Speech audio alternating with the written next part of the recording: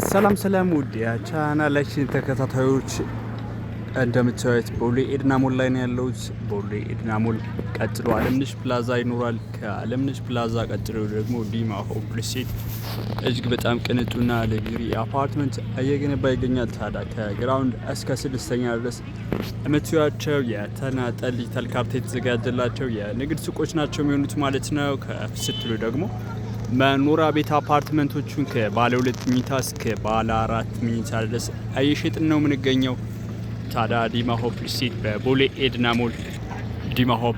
በቦሌ ኤድና ሞል እያስገነባ ያለው አፓርትመንት 3 ቤዝመንት ፓርኪንግ፣ ጂም፣ ስፓ፣ 2 ስዊሚንግ ፑል እና እጅግ በጣም ቅንጡ ሌክጀሪ አፓርትመንት ጂም ስፓም እንደዚሁ ያለው አፓርትመንት ነው። ቦሌን ያማከለ እጅግ ቅንጡ አፓርትመንት ነው ይሄ ነው ማለት ነው። የስብሰባ አዳራሽ ቴራሶችን ሁሉ ያጠቃለለ ከ20 ካሬ ጀምራችሁ የንግድ ሱቆችን መታገኙበት ሳይት ነው። መታዩት ፊት ለፊቴ ከግራውንድ እስከ ስድስተኛ ድረስ 3 ኤሌቬተር ሊፍቶችን የያዘ እጅግ ቅንጡ አፓርትመንት ነው። እናንተም የንግድ ሱቆችን ከ20 ካሬ ጀምራችሁ አዲስ አበባ ስቴዲየም አቅራቢያ ወይም ደግሞ ቦሌ ኤድና ሞል አለምነሽ ፕላዛ ቀጥሎ ዛሬውን የግላችሁ ማድረግ ትችላላችሁ ማለት ነው። የንግድ ሱቆቹ የተናጠል ዲጂታል ካርታ ተዘጋጅቶላቸዋል።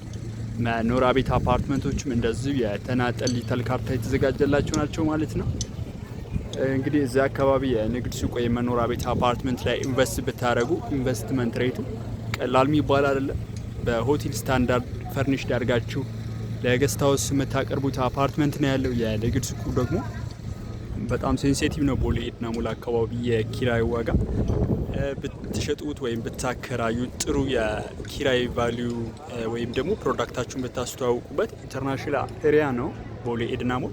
ታዲያ ከካሬ ጀምራችሁ የንግድ ሱቆችን የምታገኙበትን ሳይት ነገርኳችሁ። በቦሌ ኤድና ሞል አለምነሽ ፕላዛ ቀጥሎ እኛ ደግሞ ከግራውንድ እስከ ስድስተኛ ድረስ የምታያቸውን የንግድ ሱቆች አሁን ላይ ላይት ኢንስታሌሽን ሙሉ በሙሉ ጨርሰን እየሸጥን ነው የምንገኘው። የግላስና ላይት ኢንስታሌሽን አሁን የሴራሚክ ስራ ብቻ የሚቀራቸውን የንግድ ሱቆች ከ20 ካሬ ጀምራችሁ እስከምትፈልጉት የካሬ አማራጭ አዲስ አበባ ስቴዲየም አካባቢ ዛሬም የግላችሁ ማድረግ የምትችሏቸውን የንግድ ሱቆች መረጃ ሰጠዋቸው።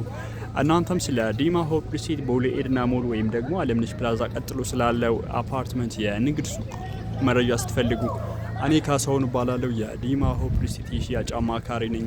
ታች ዋትስአፕ ላይ ኮንታክት ብታደርጉኝ ስልክ አስቀምጥላችኋለሁ። ሙሉ መረጃም ሰጣችሁናል ማለት ነው። በሌላ ቪዲዮ እስክንገናኝ ሰላም ቆዩ።